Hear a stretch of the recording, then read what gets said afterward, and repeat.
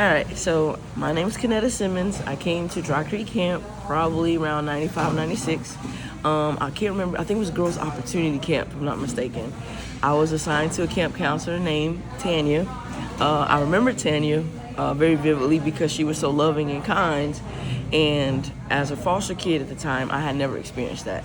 And I just remember Tanya had this long, beautiful hair and beautiful smile. And I remember it was funny because there was this other girl, I can't remember her name. We were basically fighting over Tanya's attention. But I was sent to camp because my foster parents, I was asking them questions about, biblical questions, and they didn't have any answers.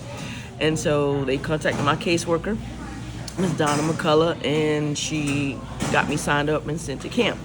So it was interesting because during worship, my first time sitting in the tabernacle, there was a young man telling stories, and I'm thinking, where is he getting these cool stories from? Where is he getting this stuff? And I leaned over and asked the girl to my left, I was like, hey, where's he getting this stuff from? And she looked at me like, duh, the Bible. And I was like, that's all in the Bible? And so I was hooked from that point on. And so the coolest thing to me about camp was being a kid that didn't have the love of a mother and a father.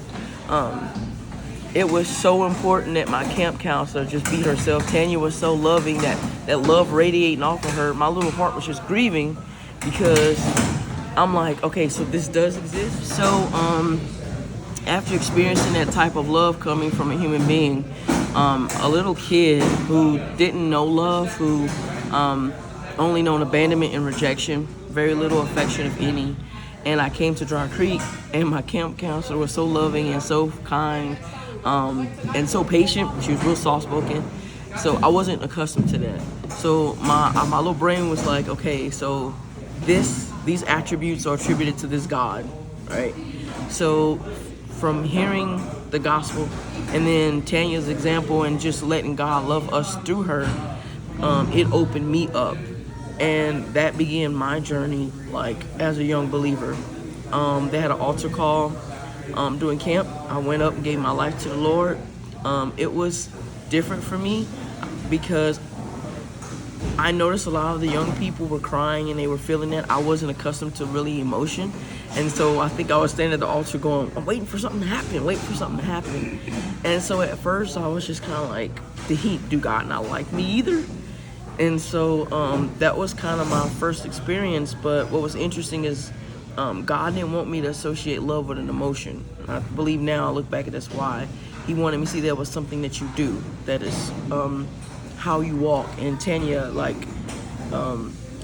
she did that and didn't even realize it. And so over the years, I don't have social media now, but over the years, her name would always pop up, Tanya, associated with Dry Creek. There was never a time that I didn't think of Dry Creek and then Tanya's name didn't come up. And so I know a lot of people just think this is maybe it's some fun to do, but no, this is very impactful because of her being here and allowing God to love me through her. I'm here today. That's awesome. So, it makes a big difference. It's a big deal.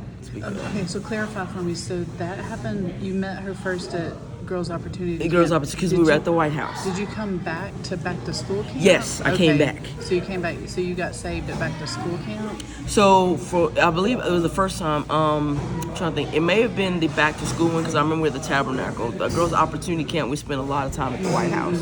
So it probably was a back to school camp. Was that the same summer?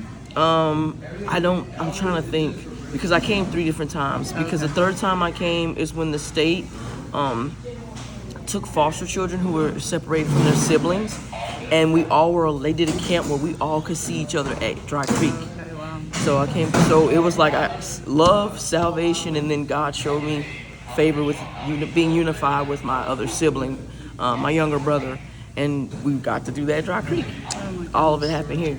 That's awesome. So thank you for sharing. So when I left camp and went back to that foster home, I was not the same kid. I remember all the worship songs that we did at camp. I was sitting in the living room singing them. My foster parents were of a different faith, so at this time, I'm so on fire as a kid. I'm just like, no, I'm not budging. I've experienced God.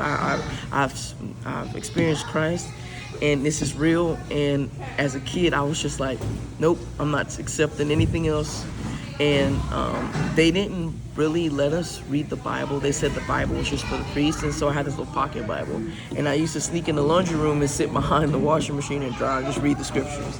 Because I'm like, at camp we got to get in the Word, like, and this has to keep going. And to this day, I just made 43 May 16th, and to this day, the Word is mandatory in my life. Like, I studied it. Friends used to call me the walking Bible in school because that was my thing. All that from coming to Dry Creek. All that. Just the love of the Word was birthed right here. And what's interesting, I always question, even I pass it on to my sons. I said, you know what? I said, when I heard the gospel, it never like occurred to me that it was not true. Like, from the moment I heard it, my 12-year-old brain was like, it's true. I think that was the biggest miracle, is from a kid that never experienced love. How could I hear the gospel and know without doubt it was truth? That's the biggest miracle. How come I didn't doubt it? How come I wasn't like, yeah, right? My ears heard it and I was just like, it's true. It's true.